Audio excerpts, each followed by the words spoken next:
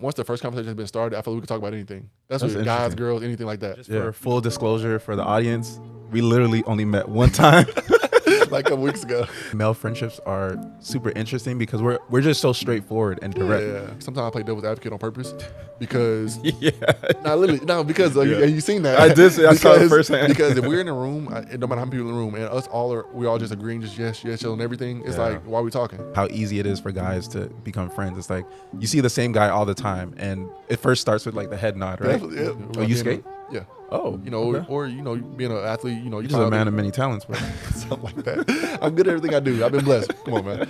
And then it's like, yo, yeah, like a little fist bump, right? Handshake. Fist bump, and then it's like, I see you, and then all of a sudden, we grabbing beers together, watching exactly. sports. It's like something easy.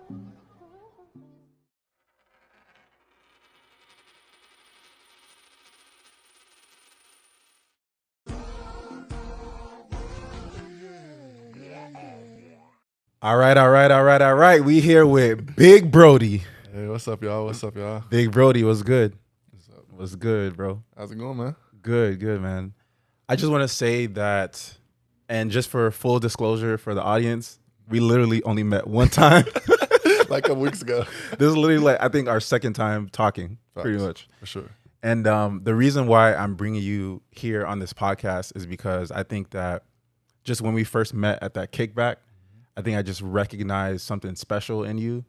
And like you just seem to have like this charisma, this magic. And I was like, yo, real recognize real. Like, hey, appreciate definitely want to get to know you better.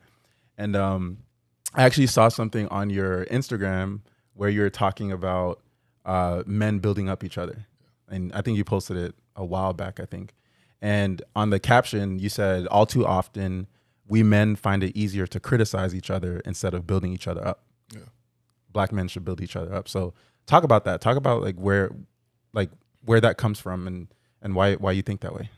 So I feel like, in this world we live in nowadays, you have people that they find it, like I say, much easier to criticize something or to talk down on something, for clicks or whatever the underlying issue is, rather than giving advice or constructive criticism. Yeah. There's a big difference between just criticizing something and giving somebody constructive criticism the way they can try to get better. Helping somebody get better. If you see somebody doing something wrong, let them know what it is, let them know how they can fix it or why you're kind of telling them that. That way you give them a chance to be better rather than just talking down on them and, for whatever laugh or whatever's going on. I think we do that all too often, whether it's somebody's clothes, their job, what they drive, anything like that. We find ways to, most people, they find ways to put others down to make themselves feel better. And it shouldn't really be like that. We should always be looking for ways to help somebody be better. Because you never know what that person is going to do later on in life or anything like that, just from that one little encounter that you corrected. Because some people, they really might not know better. Yeah. They just doing what they maybe seen parents do or relatives do, social media, whatever they thought was a cool thing. They thought it was right just because they see it. I think another thing we have issue with nowadays is because we see something a lot, we think it's right. Right. And I think, we got to kind of break that. So just because you see everybody doing it, it don't mean it's right. So just correcting somebody and letting them know what's going on, could just put somebody so much further ahead. Given the knowledge that we've learned, that's something that I like doing. I don't feel like everybody should start at ground zero just because that's where we started. I feel like if we, impart the knowledge that we have onto others and, we let them start where we end, we get so much further rather than everybody starting at the starting point. Yeah. So that concept of standing on the shoulders of giants, pretty much. Yeah. Do you have a personal experience of when that has happened to you? Yeah. Me growing up, just full disclosure, like we talked about, I didn't really have a dad in the house with me growing up. Okay. So it was my mom mostly. And from my coaches, I had some uncles that kind of pitched in that, just taught different ways. They was like, yeah, I know you see this on TV in Grand Atlanta, you see all kind of stuff, people selling, drugs or whatever it is, we call it. But it's like, we see people doing this, and this is the easy way, but you can do it. You can get out of it. You can do it this way. The same way they're doing this, here's the way you can get there, just different ways. And it was definitely to the best of their knowledge at the time. Yeah. But, it's there. And I have personally been that for my younger brother. Yeah. Just everything I learned, I tell him, hey, this is going on. Yeah, you're a couple years younger than me, but this is what you can do. What are you trying to get done? We can help you get there this way rather than you just, figure it out for yourself. That shouldn't be the case every time. Like some stuff we do got to figure out for ourselves. That's just life. But when there's opportunity to impart knowledge, like I said, and help somebody else, why not? Yeah. You brought up a lot there, and I want to give the viewers a high level overview of what we're going to talk about today. So you from Atlanta, from Atlanta, you went to school in Kentucky. You played some ball. What else? You have a brand called Socially Awkward, and we definitely going to talk about that. We're going to talk about your faith and spirituality. Sure. So many different things to talk about. But before we go into that, I just want to give you the floor and ask you, like in your own words, who is Brodie? Big Brodie. Yeah, Big Brodie. So that's always a tough one. But for me, I think I'm a person that I'm a helper and a teacher. And I say that because, you know, if I have anything that I have that I can give to others, whether it's knowledge, my resources, that I feel like can be a betterment to them, I'm here for it. Mm-hmm. Like I say, I don't feel like everybody should start at ground zero. Everybody should start at the you know, at the back of the line, whatever it is. I just feel like, you know, we're put on this earth to learn some things and pass it on. You know, pass that knowledge on. Like I said, I think I'm a great friend. You know, silly, big kid. Like I say, a helper at the end of the day. Yeah. Are you, from what I understand, you're currently on personal development journey? Yeah. So like getting them sure. gains and all those things. So talk about that and talk about like what sparked that journey to begin. Well, you know, we go through this life and we feel like we can live whatever life we want and do whatever, which is still true in a way. But by us trying to be here as long as possible. So of course my personal development started with, you know, my body and how I eat. I've been plant-based for 3.5 years now. Mm-hmm. And it's been a very interesting journey, you know, just cutting out certain foods, you know, feeling the difference in, you know, when eating red meat versus not eating red meat, whatever it is. It's been interesting. Going from that, then, you know, just the mental aspect of it, you know, the way you go through life, and a lot of people, you know, whatever their emotions are, you kind of be out of whack, but becoming an emotionally intelligent person has been a journey in itself that way, where it's like no matter what I go through, I have a certain level of joy and happiness, regardless of whatever it is, because I know that things could always be worse. Yep. But also just being grateful for the things I've been given so far. You know, granted, everything ain't always been the best, whatever it is, but I'm breathing, I'm healthy. You know, I got good people around me, and just God continues to put good people around me, just in all facets. So that's beautiful, bro. And I think maybe that's what I recognized when I first met you at the Kickback, is just all of that, and the character, you can just see it oozing off of you. Yeah. And I think everything that you're saying about being able to recognize joy even in tough circumstances, tough situations, of being able to have control over your own mind, have control over your emotions, like that's so critical. That's so important. Yeah, especially, again, like I said, just nowadays growing up, you see a lot of things have changed.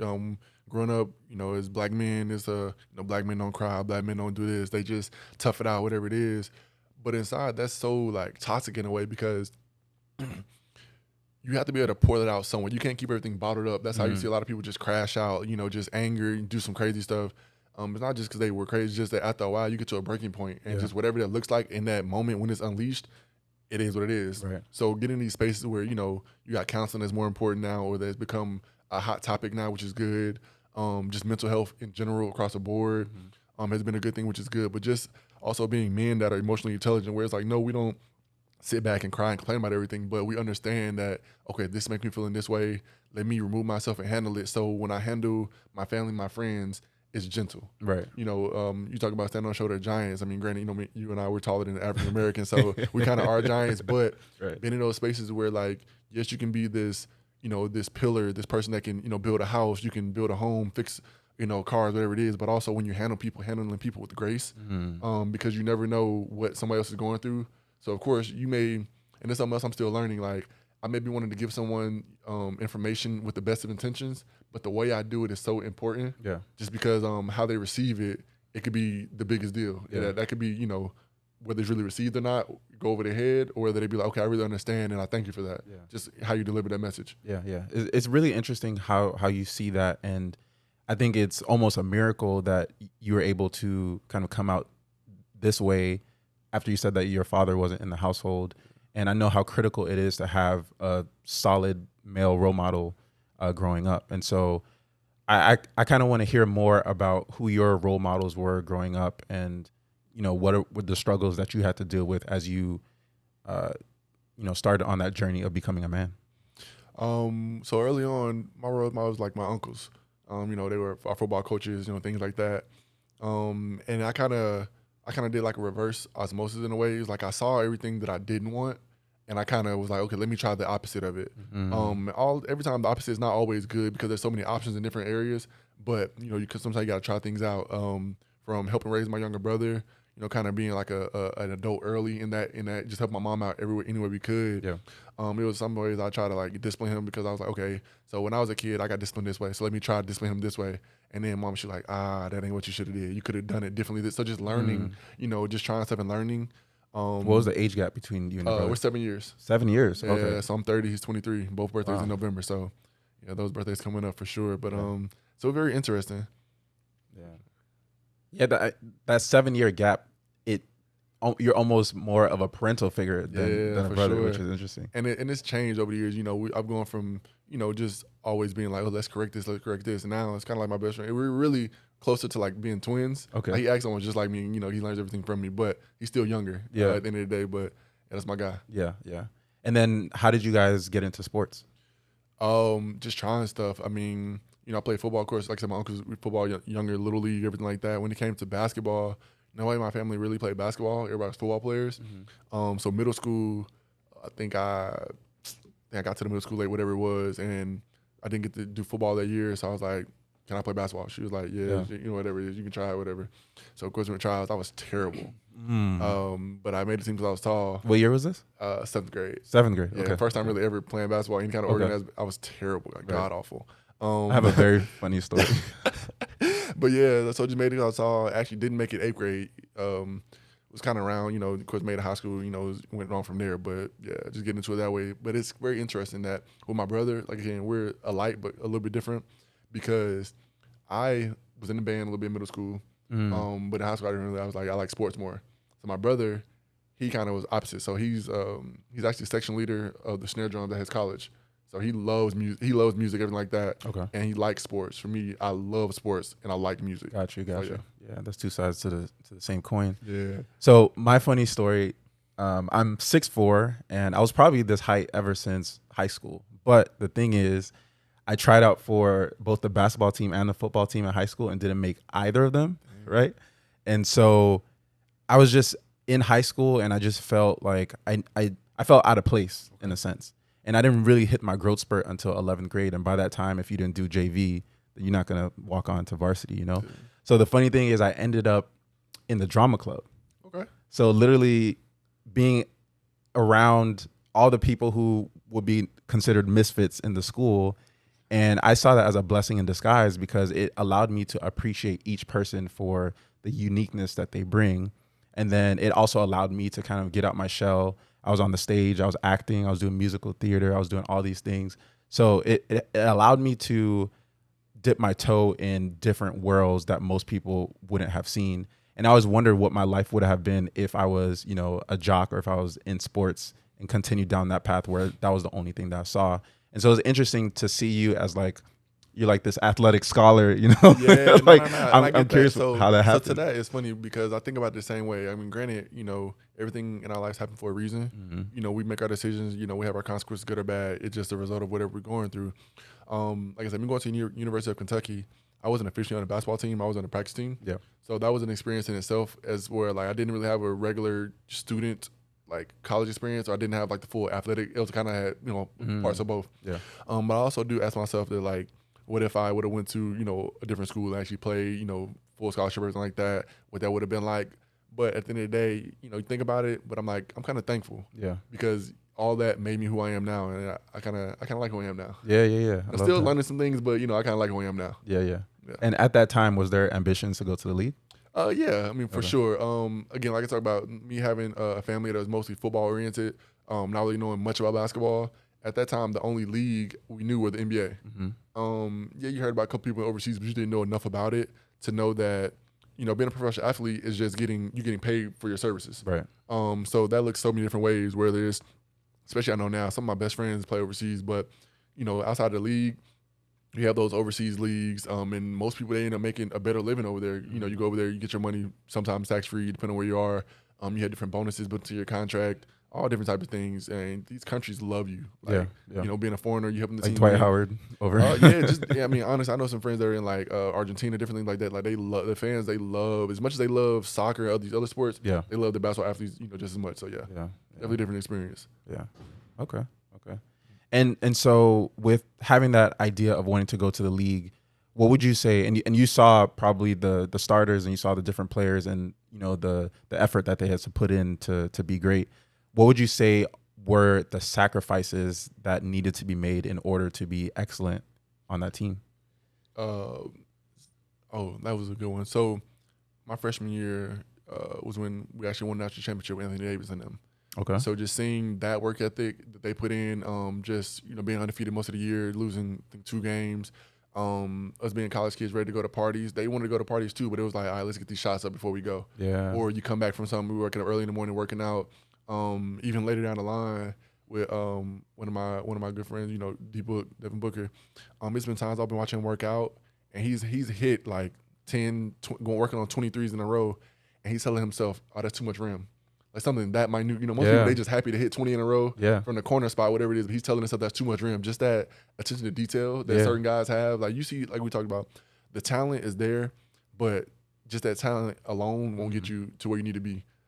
Sometimes it's as much as important as being in a good situation as it is your attention to detail, because it's very small, it's very little things that separate the good from the great. Yeah. You learn that just, you know, the way maybe Chris Paul may come off a screen, he may hold a leg a little bit of the defender. Right. Like little stuff like you don't really see, but it's there and it makes a difference. It slows the defender down just a little bit when you get that pass through. Just that little, you know, all those little quirks that they help out for sure. Yeah, I mean, you brought up Chris Paul, and he has that move where he'll, you know, drive it and then keep you on his back and then like try to. He started that for a lot of guys. Yeah, like you snake the screen, and he started at just keeping the defender, because it takes one defender out of now it's 4. Right. That's 4 on 5. Right. One guy's behind me, and only thing he could do is foul. Right. So yeah, for sure. Yeah. Wow, that's such an interesting perspective. Just like looking at the work ethic that athletes put into being great and that attention to detail. I'm curious, as far as just that motivation, is what proportion of the motivation is internal, like it comes from the player, it comes from the person, versus maybe it's a coach that's kind of pushing you harder, or it's a mentor, or maybe it's another, you know, player or teammate who's been there for longer and can show you the ropes. Like, how much does it need to come from the player, as far as like them wanting to be like, oh, that's too much rim? You know? I think that's it varies person to person. Okay. Because you have those people that they do it just because they know it'll get them paid. Mm-hmm. So that's their motivation. You got some people that literally want to be the greatest at whatever it is. You got some people that are just super competitive. So it's almost blind in a way. They was like, you know, I don't really care about the end goal. I'm just going to be better than the next man. Yeah. You know, I'm going to be the best at whatever I do. Yeah. Whether it's ping pong, badminton, anything, I'm going to be the best at whatever. So you have different guys. I've heard different guys have a different, whatever it is for them. Yeah. They was like, they play basketball just because they're good at it. They don't really like it that much. They just really good at it. And, you know, it's the thing that they're the best at. So that's what they do. Yeah. And again, like I said, the end goal, it'll be a paycheck or whatever it is. So, I mean, I think, and even going away from sports, you know, people that are entrepreneurs, you know, have the same motivation. You know, those people that they may start something and it's like they're good at it. But you have those people that do the same thing and they go farther, just a little attention to details. They pay attention to, you know, if they're selling something, what trends their people like, you know, what time of day, you know, those people that really go crazy on social media, you watch those videos and you see what time of day you should post because you get the most engagement. Everything is down to a science. And, you know, that kind of gets people where they need to be. Yeah. It sounds like attention to detail is important to you. I try to work on it more, but I just know that kind of separates, you know, the good, the average from the better, just because you pick up on those little trends, especially people like in the stock market, all that type of stuff. Yeah. You know, if you day trade, you know, you put money in and out, you know, you go every little cent, every little percentage change matters. At the end of the day, you made $15,000, but it's just little sales here and there. Although most people, they look for the big gain, like we talked about, but those little incremental, is there too. Yeah. Are there specific things in your life that you have attention to detail to? Yes. Again, back talking about my health journey and everything like that. Try to wake up earlier, so I try to make sure I'm sleep earlier. Me tracking my food, how much I eat, different things. Just trying to make sure I'm hitting certain goals. I could definitely be more attention oriented. But, you know, we have our slip ups, but yeah. And you're wearing Lakers shorts, so we talk about attention to detail. We can't not talk about Kobe for sure. And you were talking about how there's some players who they go in and, you know, they're just doing it for the money. They don't really do it for the passion. And I've watched a lot of Kobe interviews and, you know, the mama mentality and all that. And I think Kobe had that mentality where he looked around the league and he's like, y'all don't really want it that bad. Yeah. Oh, And so if I work hard, I'm a compound. I'm a you know, do 3-4 workouts per day, and y'all never gonna catch up. Yeah, and that's how it is. Like you talk about, like if you do, I think one of his interviews or like he talked about most players, especially in the summer workouts, they may get up, you know, they work out, they chill, they do team workouts, they chill, they do another workout. You know, they did 3 workouts a day. Mm-hmm. He's saying he wake up even earlier and he throw in one extra workout. So you do one extra workout throughout the whole off season. You know, for a 10-year career, that gap just grows. Right. And think about somebody like we talk about Steph Curry.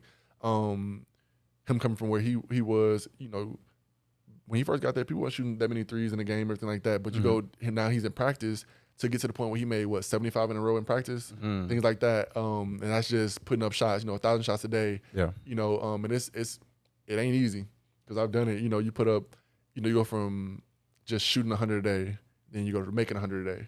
Now, then I'm gonna shoot for 100 a day. Then to make, you know, a certain percent of that a day, then okay, I'm gonna shoot 1,000. You know what I mean, shooting up 1,000 shots a day. Even if you don't break it up, I mean, your arms feel like noodles. Yeah. But it's a thing where it's like you do this every day, where it's like literally you see times Steph shoots the ball, walks away, or he barely follows through because that muscle memory is a real thing. Yeah, he knows his money. Yeah, like eyes closed, all that type of stuff. Like I've done it so many times. My body knows where I am on the court. It knows where the rim, everything like that. So it don't matter. You put me in any gym, I know it's 30 feet to here, is all that type of stuff. So yeah. Yeah, I don't remember who talked about this. Maybe it was LeBron. I don't remember. But they were pretty much saying that at times the rim can be like as big as a swimming pool. Like you just throw it up and you know it's going to go in. Yeah, been in that. And that's the crazy spot to be in. Yeah. Because you literally like, it's like your form don't matter. Again, full follow through, none of that matters. Like you just throw it up. And it's like wherever I put this thing is going in. Right. And being there is crazy. But yeah, I definitely, yeah. Yeah. Definitely Okay. You're wearing Socially Awkward sweatshirt. That's the brand. Talk to me more about it. All right, so Socially Awkward is actually a concept, you know, clothing brand started by my friend Erica. She's from Houston, all that type of stuff. And she saw it was like an area where, a space where people, you know, everybody, so nowadays we have people that, again, we talk about social media, everything like that, everybody tries to be like the next person, you know, in whatever way, you know, they want the same job, they want to make the same money, drive the same cars, everything as the next person. And there's an area where people think that the things that make them, you know, it may be a little quirky, it may be a little different. Like we talk about, some people use it as an area to put others down rather than being like, you know, that's kind of unique. That's what makes you you. Yeah. So, you know, she had this idea where it's like, you know, we're going to create a brand where it's like, give people permission to be their authentic selves, you know, through self-love. Yeah. So, you know, you take that thing that you think is kind of different, that makes you different from everybody else, and that's in turn what makes you unique. So, you know, use that as a way to love yourself more, you know, give yourself permission to love yourself more in that space. And at first, really, I was just, you know, the person that, you know, we close friends. I was doing social media, a little graphic design here and there, but we kind of, you know, got locked in. It was like, you know, we can be partners in this, and it's cool. And now we're just trying to build a community of people that, you know, that love themselves first, regardless of whatever, you know, everything that makes you, like I said, everything that makes you different, it really makes you unique, and your uniqueness is needed in this world. Yeah, That's so needed to hear, because I think a lot of people, like you said, they look around, and I don't remember if you said it while we were talking earlier, but you're saying you see something happen all the time, and you see it happen a lot, and you think that that's the right way to go, and you see people doing certain things, and you're like, oh, I'm going to do that. But if you follow the crowd and you do what they're doing, you're going to get those same results. Whereas if you choose your own path and you choose, you know, yourself, you choose your unique, authentic, you know, path in life, then you're going to end up somewhere different, and you might be surprised where you end up. Yeah, for sure. I mean, like I said, we were given these gifts, you know, by God, you know, for a reason. And whatever it is, you go through different things, you know, like I talk about, and you just share your story. Because there's somebody out there that's going through something similar or the same thing you're going through, and for them, they don't know how they're going to make it out. The same way we probably were at one point. You go through something in the low, I mean, it may be something slightly different, but it's like, I don't know how I got here. I don't know where I'm going after this. I'm just lost right now. Yeah. But by you telling your story and you sharing that with others and everything like that, somebody's like, okay, I got the hope. I see you made it out. I can do this in a positive way rather than just, you know, everything people share sometimes is all negative. Yeah, I made this money by selling XYZ. You did all this, ran it up the wrong way. And everybody like, okay, that's what I got to do to get it done right. I was like, nah, there's some other ways to get it done right. So definitely. Yeah. one thing that you just said, which was interesting, is sharing your gifts. And I want to pivot into talking about faith because I know that's important to you. Gifts. One of my favorite verses, Bible verses, Proverbs 18, verse 16, which says, your gifts will make room for you and bring you in front of great men. For sure. And like that just resonates with me so much. It's just like understanding what your unique gift is and like giving that to the world. And then that law of attraction where what you put out is going to come right back to you. So I want to pivot into talking about like your faith. And on your Instagram, you said that you talk to God in public. And so that was like such an interesting way to put it. And I'd love to hear your thoughts on that. I do it in a way because literally, I mean, all day long, everybody, when you ever talk about having a prayer life, between you and whatever God, everybody got their own God, whatever it is, but having a prayer life, most people only think of prayer as, on your knees, 5 minutes, 10 minutes, whatever it is, going through it. But literally, I mean, prayer is just a conversation with God. It could be anything. You're going through anything. You like, quick conversation. God, I don't know how to make it through this. Help me through this. Help me see clarity in X, Y, Z. Whatever you're going through. Just always having that line of communication open. And a pastor put it like this: everybody sees God as this great being. He may punish you, mess up, everything like that. But at the end of the day, He's still our Father. And having that relationship that way, just like you want to have a positive relationship with your dad. You talk to him often. You cultivate that relationship. Whereas like we don't only go to Him when we need something, we go to Him just often. So just having that, and I think that's how I like to live. I mean, at any point in time I can talk to Him. I'll talk to God with anybody. At any point, I've been on the bus a couple of times, and the bus driver, she was like, I can tell you a little different. And I was like, what you mean? She's like, oh no, you're just a little different. And we got on the concept, we started talking about it, and we started talking about church for a while.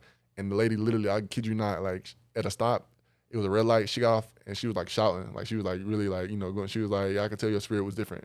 I ain't never met you before, but I can tell your spirit was different. Yeah, I was like, that's kind of crazy. I had to call my grandma after that because my grandma, she's the evangelist. I was like, yeah, this kind of happened today, grandma. Yeah. So it was cool, but just having that light, because also they talk about often in the Bible or even at church that sometimes the only Jesus that people will see is us. Some people won't go to church. Some people won't pick up a Bible and read whatever it is. But it's just hoping that we live our life in a way that one glorifies God, give Him the glory and everything. Because I mean, He gave us everything we have. Like, that's why when we talk about other things, I don't like that deserve word we kind of throw around so loosely in our generation, because we really don't deserve anything. Everything we got is a gift. If we got what we actually deserve based off how we live our life, I don't even know what it looks like for me. And I ain't done the most heinous thing in the world. I'm just saying. But so that's very interesting to me. Everybody think they deserve, but it's like everything's a blessing, and we're giving blessings, to be blessings to others. In ways where it's like, that's why I pray that all the time. I pray that any gift I have, anything I have to share with others is a blessing and not a burden, because you can give the right person the right thing in the wrong season, and it can really mess them up. Think about it. You being 15, somebody gave you $3 million. Probably gonna a whole bunch of toys, cars, you just gonna blow the money. Yeah, but them giving to you as like a 30-year-old man, you're like, okay, I can do this with it. I know more, so it's more a blessing now, rather than getting too early. So definitely that's how I like to move. Yeah, and it sounds like your grandmother had a pretty strong impact on you. Like, was your faith always strong, and did it come from her being that example? Not really. I mean, so being close to her helped out for sure. Okay. One of my grandmothers, but just kind of having that faith walk on your own. Okay. You get to that point where it's like, you grow up and you're in the church, or whatever it is, and you're like, well, this is how I live. This is going cool, and you kind of think you're just always covered. Like, regardless what I do, because I grew up in church is always gonna be in me. Yeah. So then you go through things, you go through life, you like, maybe I should get this. I need to get this, like I said, relationship for myself, because there's a point to where it's like, of course, I love my Bible. I don't know all the scriptures exactly, but it's when you talk about, the people that got to the gates of heaven, and the guys, they was like, hey God, we cast out these demons in your name. We did all this in your name. And God, he responded to me. He told him, he was like, yeah, but I don't know you, basically. Yeah. And we don't want to get to that point to where it's like, yeah, you're doing all these things, but you don't have your own relationship with God. Right. And that's just more important than anything else. Yeah. Because he'll take care of you. Like, it's times when you think that you ain't gonna eat, anything, whatever it is. If you really got that faith in God, regardless, He gonna take care of you. Yeah, yeah. And that personal relationship with God is like such an interesting concept, because we think about the concepts of religion versus spirituality, whereas religion is more of the institution, it's the church, whereas spirituality is more of that relationship, that one-to-one.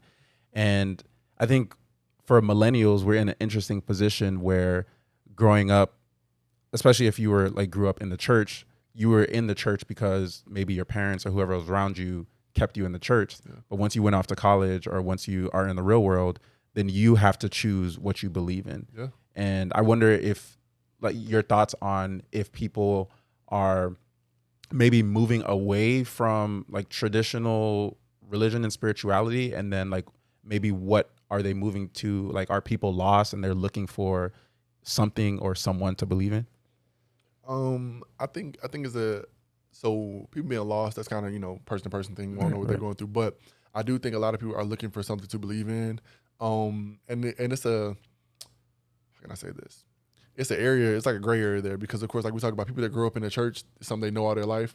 And when they go through things in their life and they're like we talked about earlier, they think just different is better. Mm-hmm. So they're like, I'm going through this, you know, my God would let me go through this, so I'm gonna start trying to believe in something else. Yeah. So they test out believing in something else, whether it's the crystals, whether it's, you know, whatever it is. You know, I want to, you know, put people stuff out there, but whatever it is that they try to believe in, they like, when they see it's going good, they're like, all right, I'm gonna stick it out here. And then maybe something else may happen, they may switch it up again. So, you know, it's kind of like when you talk about moving into a relationship with God, mm-hmm. I mean, I said this in the church too, people's relationship with people on earth is kind of a reflection of their relationship with God. The same way people try to, you know, okay, this ain't working, I'm just on to the next. This ain't working, I'm on to the next. And people do that with regular relationships too. I think more back in the day, you seen people stick out things in relationships and in, you know, church or whatever it is more because they're like, this is what I believe in, we're gonna make this work. Yeah. You know, divorce rate was lower. They were like, yeah, I said I'm gonna give you my life to you. And, you know, as my wife, my husband, whatever it is, and I'm gonna stick it out. The same with they God. They be like, hey God, I know it's tough right now, we're gonna stick it out. But now, of course, we talk about there's so much access to information now that it's just like, well, if this don't work, let me research something else and I'm gonna try this. If this don't work, I'm research, you know, it's just everywhere rather than just like, hey, I believe in this, I'm gonna stand 10 toes on this, the good or the bad. And that's just how I am with mine. It was like, hey, God, you done seen me through some things. I know you got more for me. You know, I pray I get there, you know, whatever it is, but I'm gonna stick it out. Yeah. Stick it out to the end. It's like that concept of how you do anything is how you do everything. Just about. Yeah. And so it's like having that personal commitment, that one-on-one with God or whoever you believe in, you said is, what's the word? Like, represents pretty much how you know, move through the world. Like if you know, are flaky with your spirituality, then you're going to be a flaky friend, a flaky yeah, just about. Because it's like, you know, like I said, when, you know, you're, like they said, your true friendship and loyalty is not tested when things are going good. It's tested when things are going bad. So, of course, when it comes to your relationship with God, if the only time you praise him, whatever it is going, when things are going good, you know, or whatever, or to reverse that, if the only time you pray and go to him when things are going bad, and when things are going good, you be like, whatever, you know. Yeah. It's like, how would you feel? Because I think about it like this, how would you feel if someone only came to you, you know, ask for money, whatever it is. They never checked on you, never done it. Every time they text you, call you, it's like, hey, can I get this? Can I get this? Can I get this? After a while, you're going to probably stop answering the phone. Yeah. And, you know, how many times have we kind of blocked our own blessings where God, you know, like, I ain't about to answer the phone right now just because the only time you come to me is when you're going through. Yeah. You know, the same way you pray to me when things are bad, trust me, I know things are going bad. He knows. Right. You don't got to tell him. He knows things are going, he knows things, but he also knows you can make it through. Right. But you got to walk with him. Yeah. You know, that faith walk is literally like, hey, God, I don't know what's going next, but I'm going to take this next step. Walk with me. Yeah. And we take the next step and he'll be like, I'm gonna show you the next step. But we get so caught up in wanting to see the full journey, you know, want to see the end goal, whatever it is. Or, you know, we may have an end goal in mind. We want to know how it's gonna happen, when it's gonna happen, what day. He like literally, look, trusting me, we're gonna make this step and I got you. Yeah. And that's just how it goes. I mean, granted, and also knowing that, you know, his delays are not a deny.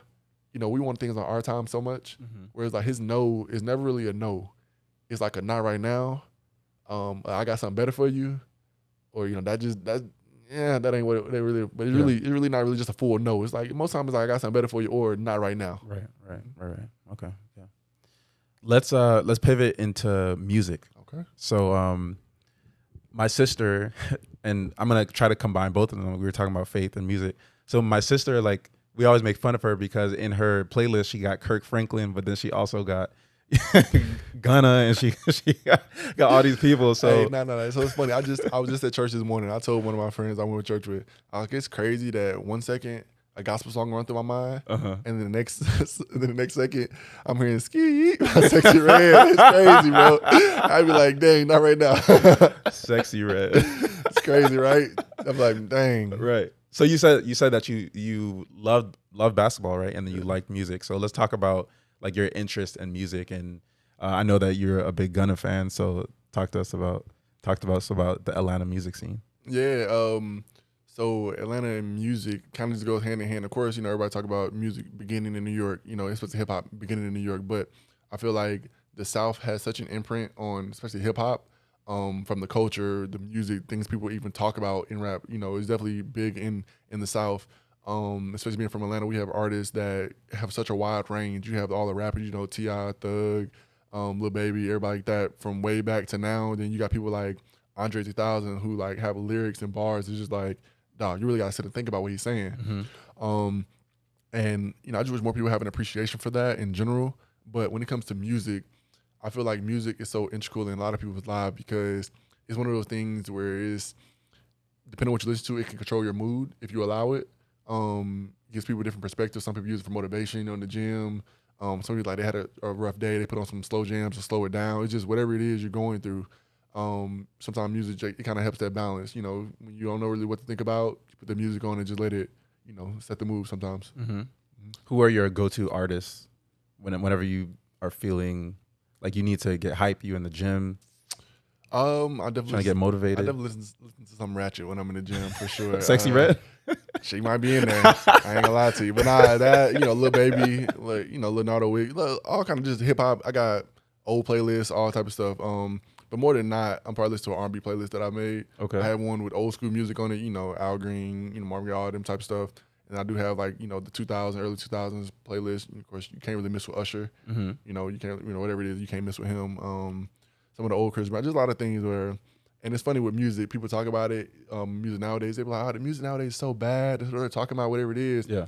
I'm like, maybe, but some of the music. You like maybe the music you listen to. No, not even that, because we listen to all the same music, but it's like back in the day, they were saying a lot of the same stuff. Just the way they said it, it wasn't as harsh. Because like I said, literally, if Peace Dude, he literally told the shorty, he was like, you can have a piece of my love is waiting for you. And he told her, he's like, baby, there's a few things in my past that won't be explained. He letting you know. He's like, look, you my side piece. You only getting a piece of me. Right. But he just said it so smooth. She's probably like, all right, cool. Like, you're like, all right, bro, you slid in there real smooth. Like, but okay. Yeah. They definitely said it a little bit more saucy back in the day. Definitely. Nowadays, like they get right to the point. Straight to it. You're like, dang. That is hilarious. Who are some of your favorite R&B artists? Favorite R&B, like I said, you got Usher. I like Lauryn Hill. Definitely Erica Badu. It just depends on the mood. You could do Silk, you could do Drew Hill. Just all that. They were definitely singing. Jodeci. Tell me the vibe that you would set for. Like you turn on R&B, like you got a glass of wine, you got a little shorty over, you got playing through the Alexa. What's going on? So definitely got the sound system going. Okay. If you just vibing out for sure, maybe a glass of wine, light a candle. Candles are cool. I love candles. Lights off. You can have that going, or even sometimes I even watch sports with the actual TV on mute because the commentators be bugging sometimes. Okay. And then just have some music on in the background, just vibing out, kicking it. But yeah, wine is cool. I definitely want to get more into wine. Learn a little more about that. I'll dive into that sometime soon. But yeah, like I said, music definitely helps set the mood. You hyped up finna go out with the guys, or if you about to kick it back with a shorty, put on a certain playlist. That'll get you much farther than anything you can say. So you do that in the right candle combination, you in there. At that point, you just got to don't talk yourself out of it, but you good. Right. That's actually a good segue into talking about modern relationships and modern dating. At the kickback, the first conversation that we ever had, like everyone was just in the room and we were just having like this.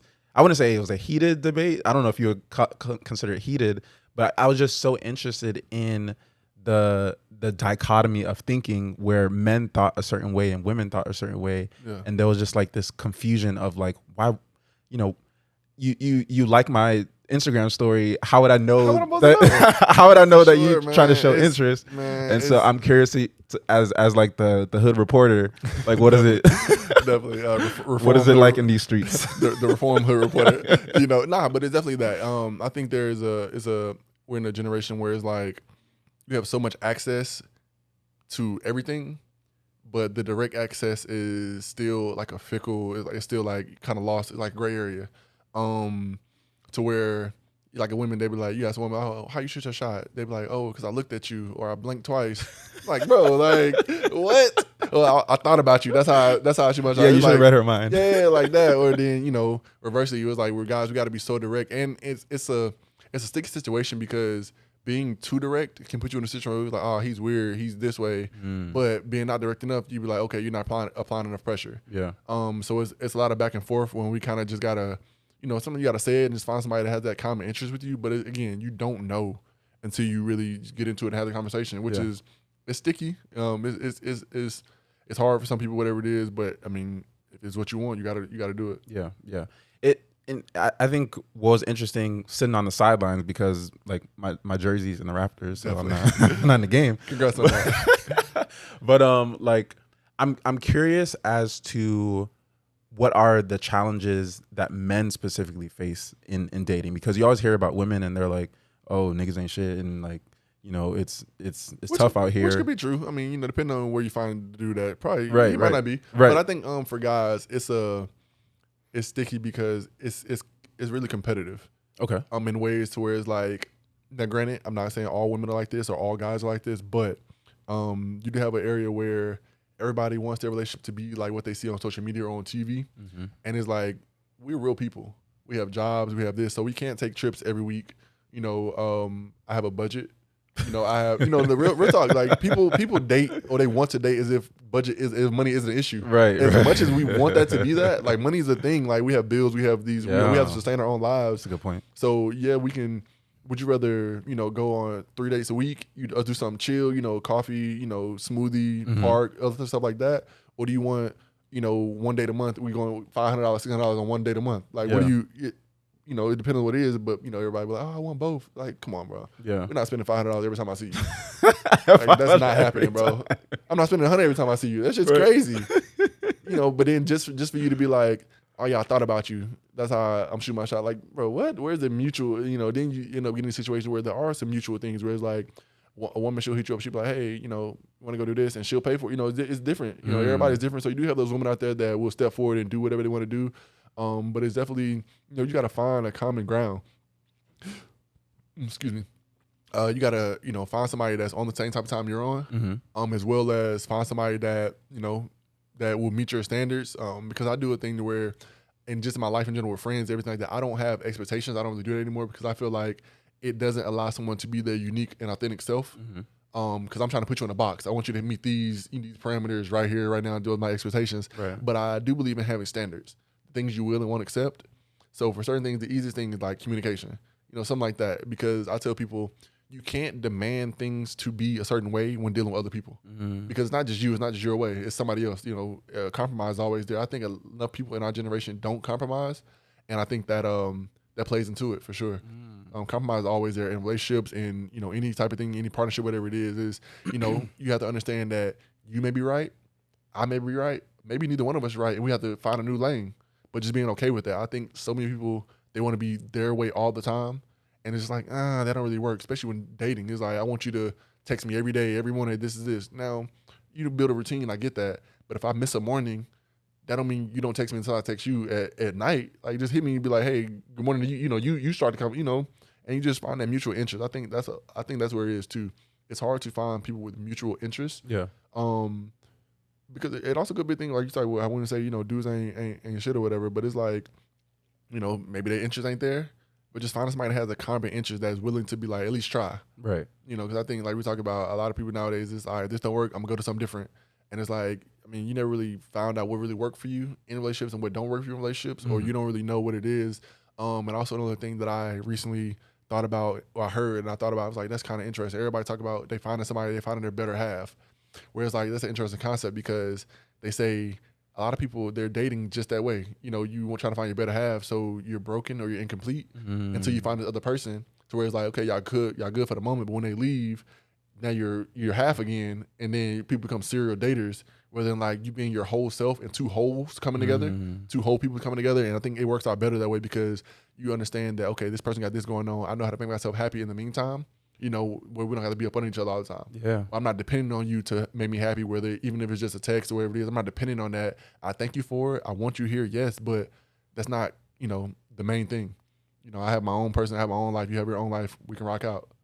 So You kind of loud right now. might step on somebody's toes, but it'll be all right, man. It's cool. I mean, No, just that's so real and so true. Is like being able to come in, you know, fully yourself, being fully whole instead of expecting someone else to fill in that for you. Like, I think that's critical. I did want to talk about, and we're on the topic of relationships, talking about friendships, and specifically male friendships. And I think because of social media and because of the pandemic, we are more isolated than ever. I think there's a pandemic of loneliness right now. And so I'm curious to hear your take on the state of affairs for friendships and how you approach your friendships. Just like male to male friendships? Yeah. So of course I have my guys. I have a couple of guys I've been friends with for a while. And again, talk about it. We understand that, and people think it's weird that I don't talk to my friends all the time. Of course we send each other, you know, reels and everything on Instagram, whatever it is. That's communication for us sometimes. But we also have those times where we check in.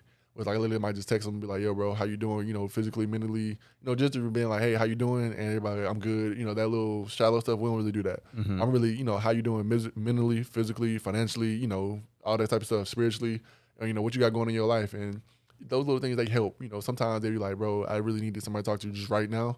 And it just happens because you never really know, especially, you know, when you start moving to different places, you got your friends in different, you know, not in the same city. Y'all don't see each other as often, you know, because with your real friends, you know when something, you know, when you see them, you know, sometimes you hear their voice, you know when something's going on. Right. But, you know, just through text or whatever, you don't really know. So just having those real conversations or just really checking in like, hey, bro, I'm just thinking about you.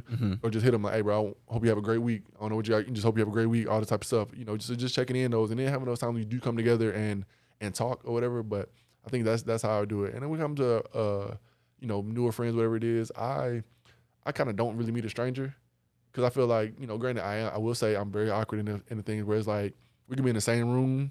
If there's not a conversation started, I won't really start one.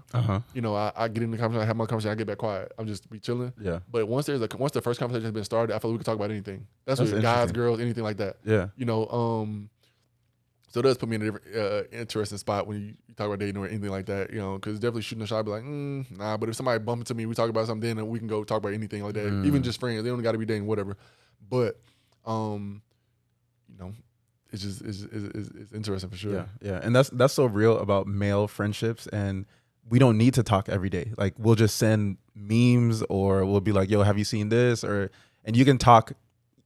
There's some friends where I only talk to them like once every month or once every other month, and it's like you just hit pause on the relationship and you just resume and you pick up right back where you left off. Well, I do that with a lot of people anyway. And some people they kind of criticize me for it. They was like, "How you just let people go in and out your life?" I'm like, look, I understand that like my closest friends, they'll always be in my life for the most part. Right. But those people that may need me, they may need me just for now. They may need somebody, you know, you may talk life into somebody, you may say some encouraging words, maybe somebody that makes somebody laugh, you know, anything like that. And they can talk to me, you know, whatever it is, then we don't talk for a couple months. It's cool. I don't hold it against them. Yeah. When they come back around, it's fine. You know, granted, they may not be able to come back around and ask for something or a favor the way my close friends may be asking, but if they need somebody to talk to, I'm there for them because, again, you never know what somebody else is going through. Yeah. And you may be that one person, you may be the last person they call before something else happens, and you don't ever want to get that phone call, be like, the next person reached out to you, you didn't answer, then the next day something crazy happened. So I'm just there for people however I can be there for them. But I'm also learning and working on, you know, those boundaries where it's like, you know, hey, my closer friends, they get whatever they want from me, but the people that are outside of that, you know, I help you when I can on my time, rather than just being like, I'm there for you regardless. Yeah. And never learning that. And the thing I kind of got stumped on before, we have this concept where everybody's like, oh, no new friends, everything like that. I mean, I don't really believe in that because you never know what it could be. Granted, you know, again, slowly giving people access to your life is cool. And I'm learning that, just being like, oh, we just cool, we kick it, whatever it is. But definitely slowly giving people access as they gain it. But I don't hold nothing against nobody. Yeah. Okay. So let's say for the audience, there's a guy, he's he's a millennial. He's been working maybe 5 years. He just moved to a new city. He's kind of by himself. He's a little lonely.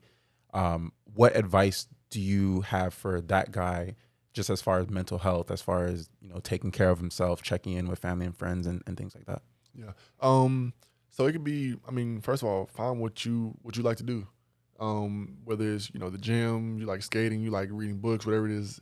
And then once you find that, find others that like doing that same thing.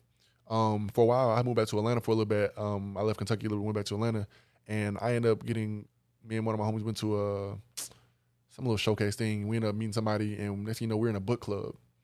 And it was kind of crazy. It was like, I'm not a big reader, but I don't mind reading and sharing my thoughts with others, because it kind of keeps you accountable in that way. When we've been a part of the book club, we met people. So just finding different things. You know, of course, being in Atlanta, being a skater. So you go skate, you find other people that like skating. Oh, you skate? Yeah. Oh, you know, okay. or you know, being an athlete, you know, You're just a man of many talents, bro.